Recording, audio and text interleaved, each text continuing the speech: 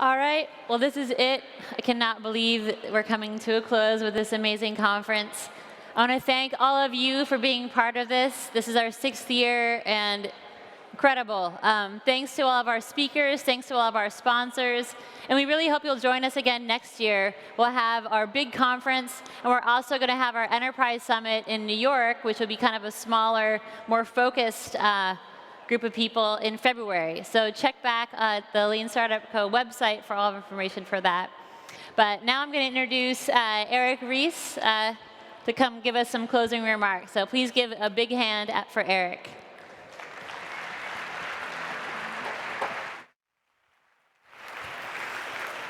You made it. You survived. You are the few, the hardcore that made it all the way to the end. And I hope you have a terrible headache from the amount of information we have almost like surgically added to your mind, I hope. Did you guys have a good time? Yes. OK, good. I'm profoundly grateful to all of you for being here. And I just wanted to say, like, last couple ideas in closing. So many of you have come up to say hello, to take pictures and sign autographs. And of course, that's wonderful. But more importantly than that, you have told me so many interesting stories about things that are happening in different industries, in different countries. So many of you have connected with our speakers and with our mentors and have, I hope, found one or two kind of interesting, new, different things that you will take back with you, maybe to the company where you already work. Maybe you're in a startup right now, and it would not be the first time for people to leave the conference early, realizing, oh my God, my startup is doomed. I need to take emergency action. That's OK. If that's you or your friend, don't feel bad. You're in good company. We have that every year. Some of you will start a company using ideas that you learned here, and some of you will use the ideas on the company after that. That's OK.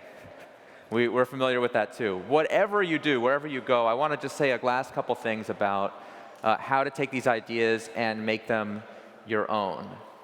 One thing that I think people lose sight of is that if you go all the way back to lean manufacturing and the revolution that really changed the course of the 20th century in so many ways, it's not even called lean manufacturing at Toyota.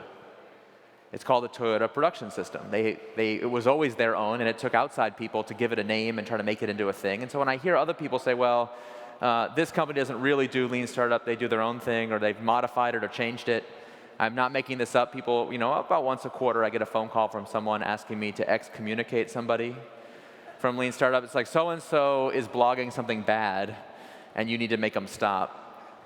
And it's like, what power do you think I have to make someone stop blogging? Are you familiar with how the internet works? And anyway, I've been trying to tell people that lean startup is not a religion. You're not really helping me out here. So could you? So this is not about orthodoxy and about learning to use the jargon in the correct way and blab about it to your colleagues. Plus, it's actually really not very effective.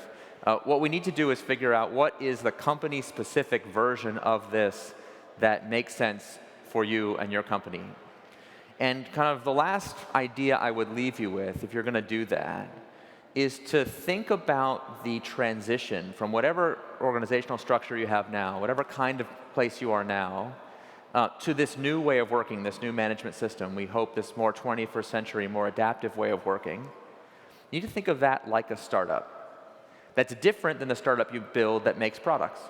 And for those of you in large organizations, it's pretty easy to see how you start a little team and you start to do experiments like we talked about, like you saw with FastWorks at GE, like you saw at Intuit, like you saw in a number of the startups, right? You start to begin to show that this way of working can be made native to your organization. You do experiments, you do minimum viable products, you learn, you iterate, you adjust, and you build up organizational power by having success and building that critical mass. And if you're in a startup, you have to realize that you're actually doing both of these things at the same time. As you're trying to find product market fit with your first with the first product that you make, that product market fit will cause you to expand quickly and go through the kind of hypergrowth several of our speakers talked about. And that will require you to be thoughtful about, okay, as we go through this hypergrowth, how do we put together a team? It can't just be you. Who in the organization, like I said the very morning of the first day, who is responsible for making sure that entrepreneurship is a practiced function within your company? And that organizational transformation is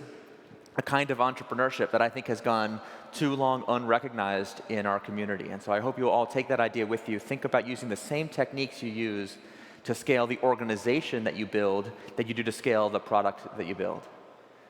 And if you kind of follow me down that road, I want to leave you with one last thought.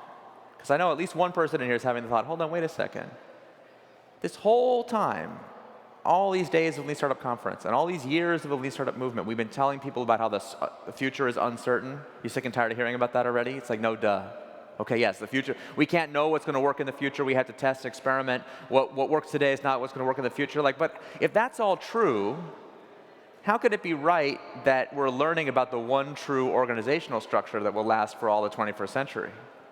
Does it strike anybody as odd that we think that there's like the one true, finally we get this org chart set, we get our new culture set, and we are done with organizational transformation? That I hope sounds as stupid to you as it does to me as I'm saying it out loud, and yet I think we get so caught up in the excitement we have about the new structure, we forget that if we really take the idea of the pace of change of the 21st century seriously, then we have to take seriously the idea that we are going to have to do this again and again and again and again. So just like we talk about continuous innovation as the mechanism of future growth, we have to think about, and you'll forgive the buzzword, but we have to think about continuous transformation as the mechanism by which we will always evolve and adapt our structure. So even if someone has been sitting through this whole conference and being like, my company is set, we're doing everything right. We don't get that reaction very often, but every once in a while, someone comes in, if you actually feel that way, we're doing it perfectly and the problem is solved, my challenge to you would be, who's experimenting with what's next? Who's making sure that the organization that you have today is actually going to last and survive?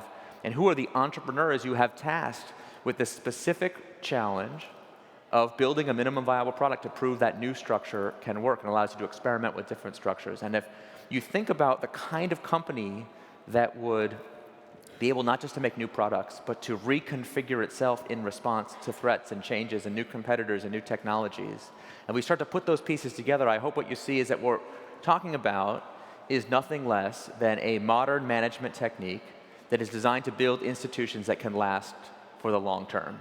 Anything less than that is going to be too brittle to deal with the pace of change that we deal with every day. It's going to be too slow and bureaucratic, even if it's doing lean to survive. Can you imagine the technological disruptions we have today, what it's going to be like in 10, 20, 30, 50 years? And are your organizations really built around a DNA of adapting to change that will be able to survive that tsunami that is on its way? So I want to kind of leave you on that note to be asking yourselves, if we really want to build a truly modern company, what does that look like? And I think the idea of the transformation that we build entrepreneurially into the DNA of our company is just as important as the innovation that we do as a product. So on that note, I have a few thank yous that I want to make. And somehow, I got up here without a clicker. I need to bring up a slide. I would love for folks who are in the audience. Do we have any of our faculty in the audience? Would you stand up? Anyone from our faculty in the audience stand up? Oh, some of them are always standing there. Oh, they're always in the back. Any of our company advisors who put together Lean Startup, any of you in the room, could you stand up?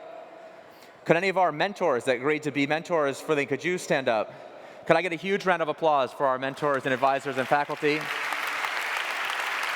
There are so many people who have contributed to this. Thank you. Like I said at the beginning, I may be the face of this, but this is a truly decentralized effort that makes this happen. And most importantly, I want to have a huge round of applause for the people that actually do the work that make me, and frankly all of you, look and feel pretty good when we do this conference. An undertaking of this size, it doesn't happen by magic. I don't show up one day and say, oh, everybody, let's do a conference, let's happen. All year long, there's an incredibly dedicated team of people who are committed not just to you having a great experience, not just to you learning and developing new things, but to themselves innovating into the very fabric of how we do conferences and what it means to be a conference and education company. So I want to thank the entire team that has made this happen. And can I get that slide to come up with our whole team? And can I invite the whole team to come out on stage? Can I get a huge round of applause for our entire production staff and team? You don't realize you're going to be clapping for a while because there's so many of them. Here we go.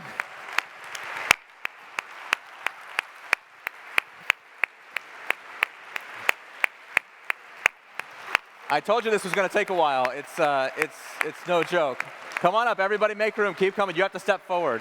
These people are used to being behind the scenes and behind the curtain. Honestly, I thank you all so much for everything that you do. Thank you, thank you, thank you very much. On behalf of this entire team and everybody who made this conference possible, I thank you all so much for being here. We will see you next year. Thank you, thank you, thank you. So great. Congratulations. Thank you. All right. And we're done. Thank you.